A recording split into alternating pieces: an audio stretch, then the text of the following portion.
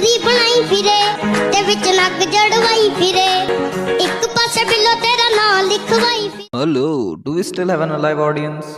Do we? मेरे को थोड़ा कंसिस्टेंट होना चाहिए, है ना? You know, I was thinking to upload something, but the thing is, you know, been quite busy lately and I was not watching stuff, so I could not upload about stuff because I'm not watching it. But there are two shows that I've been following and they are Solo Leveling and another one is Sakamoto Days. And Solo Leveling पे video बनाने का कोई point नहीं है क्योंकि तुम में से सबको पता है सोलो लेवलिंग में क्या होने वाला है। अगर तुमने मांगा नहीं पढ़ी है, still you know what is going to happen. So here we are talking about Sakamoto Days and इस पे थोड़ा heavy accent लगा देने से ये थोड़ा एनिमेश जापानीज नहीं साउंड करता, like Sakamoto Days. Oh, that's not even Japanese music. Anyways, so I was watching it and I have no idea. I have not read the manga. I don't know shit about the show. And अगर तुमने भी नहीं देखा है तो let me give you an overview of the show. All hail Sakamoto, the tribal chief, the head of the table. A hitman. लेकिन कोई यारा गहरा hitman नहीं, बल्कि the best hitman out there. It's an average Friday, he is doing his job and then he clashes into a cashier. And yeah, our boy Sakamoto is done. अब कोई hitman Whitman वाला काम नहीं होगा, अब बनेंगे सीधा जोरू के गुलाम. Go with the reference. Right. अवतार टाइटल मैंने ही दिया था, वो बहुत ही सुपरहिट फिल्म हुई थी. जो साकामोटो छोड़ देता है अपने हिटमैन वाले जॉब और वो कर लेता है शादी to that beautiful cashier and now he also has a daughter. Isn't that like every guy's dream? Isn't it? Bros, for real living my dream life. Moving on, शादी के बाद वही होता है साकामोटो के साथ जो कि हर मैरिड मैन के साथ इवेंचुअली हो ही जाता है.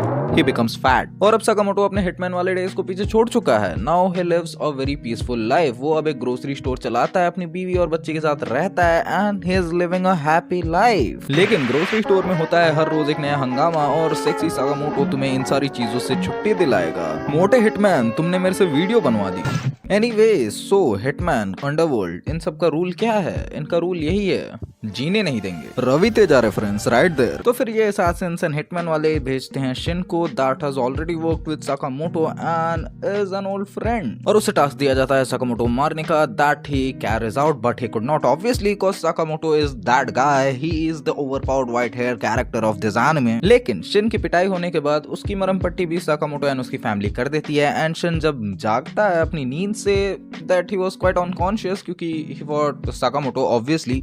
तो जब वो जागता है तो उसे एक गरम गरम खाने का लाइक एक मील मिलता है, डिनर या dinner, it was dinner I guess yeah. तो उसे वो मिलता है and he is there with a loving family एंड वो देख के वो थोड़ा इमोशनल हो जाता है. So good. And it's so warm.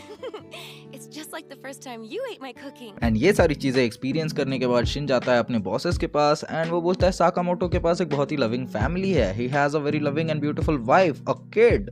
तो उसे जीने दो ना यार, क्या जाता है?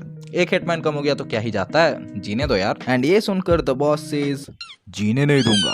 पुरानी वाली, रवि तेजा वाली. Oh and I forgot to mention this but Shin is a psychic, मतलब वो उन लोगों की आवाजें सुन सकता है, लाइक पीपल के थॉट्स सुन सकता है जो वो सोच रहे होंगे. तो शिन को ऑलरेडी पता चल जाता है कि ये साकामोटो को जीने नहीं देंगे. I think this lame ass joke is getting out of hand. Anyways, the big man comes in with the white hair and he stops the hitman from killing Shin cause he is that guy. He has the dog in him. He is big man. और फिर वो Shin को अपने पास employ रख लेता है उसे बचाने के बाद. और आगे चल के वो एक और एम्प्लॉय रख लेता है जो कि अगेन एक ड्रंकन फाइटर बहुत बढ़िया है जिसका नाम है Liu. She is a Chinese fugitive और समथिंग लाइक दैट. और वो उसे बस इस वजह से रखता है cause she can make momo. A little hint of racism right there.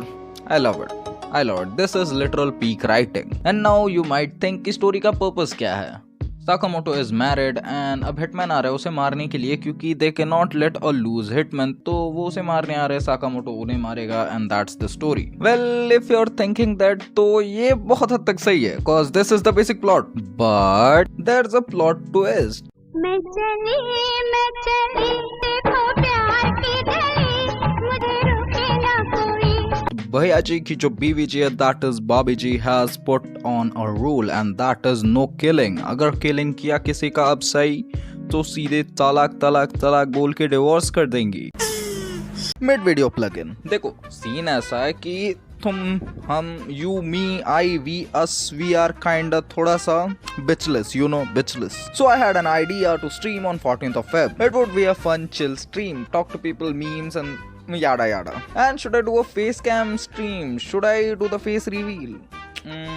Fuck face reveal. We will do PP reveal on the stream. Let's go. But yeah, there's also a catch. It is not a sure hit that I might be streaming. It is a possibility that I might be streaming on that day, but I'm not 100% sure. I might change my mind. Now back to the video. It is a fun show to watch. It might be कुछ points पे तुम्हें थोड़ा episodic लग सकता है, थोड़ा dragged out लगेगा कि एक ही स्टोरी बार बार रिप्ले हो रही है, cause yeah, Hitman are coming to kill Sakamoto. Despite that, it is very fun to watch. It has action and yeah, ये एक्शन पे शाई आउट नहीं करते हैं. इनके hand to hand combats are really good and ये खुद को PG रखने की जबरदस्ती कोशिश नहीं करते. अगर थोड़ा बहुत ब्लड दिखाना है, थोड़ा बहुत कटिंग शटिंग दिखाना, then it's okay. They are okay with it and that's a good thing. The stronger point of this anime is it is funny AF. But more than that, it is way too wholesome. Any anime involving a kid and a dad being dad and being afraid of his wife is unironically funny and wholesome. उसे try करने की भी जरूरत नहीं है wholesome होने के लिए या funny होने के लिए. It is just automatically that it is naturally funny and wholesome. Well, anime के बारे में इतनी अच्छी बातें कर ली तो थोड़ी खराब बातें भी कर लेते हैं. The only bad part about this anime is इसकी power scaling. इसकी power scaling बिल्कुल भी sense नहीं बनाती है, बिल्कुल भी नहीं. Well, let's say for example Sakamoto, he is very strong. Okay, we'll give him that. He is the main character. He is the white-haired dude. He is that guy. He is very strong. Okay, but Shin, he is a psychic. Okay, but how did he get those powers? I don't know. He can read minds, but how? We don't know. And are we gonna know how did he acquire those powers or how is he using them? No. I guess we will never know that. Another example is Nagumo, who can literally copy paste a person's identity. How? We don't know even that. He just shakes and he's back to himself. How? Again, we don't know. आगे चल के एक बुढ़ा आएगा जो कि literally cars and buildings को half में cut कर देता है. Very overpowered. How?